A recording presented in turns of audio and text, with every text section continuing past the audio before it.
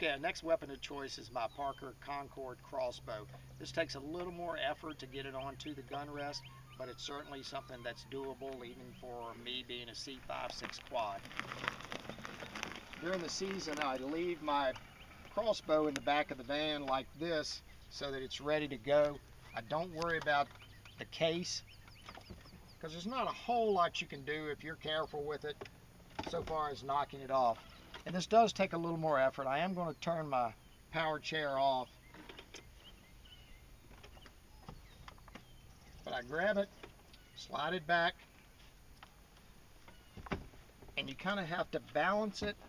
Use whatever you can to get it up there. But you want to use I use the back of the seat of my van.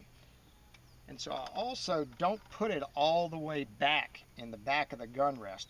And the reason for that is so that when it comes time to cocking, I can have access to this button.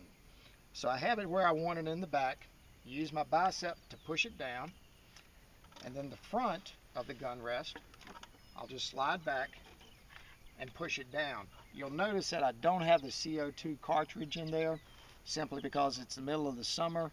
I didn't have one with me today, but I can still show you how to cock it. So I'm locked in, ready to go.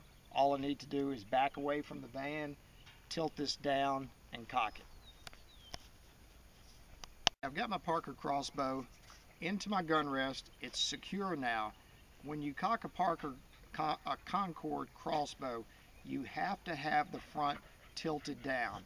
What that does is does not allow for any air or gas seepage through the front of this cylinder.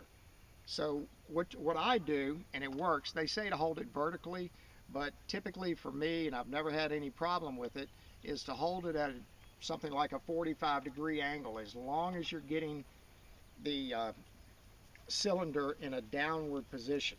So once everything is lined up, the grasp is here, everything else is as is for required for cocking, I reach back here, put my knuckle on the cocking mechanism and push that, and we're ready to go.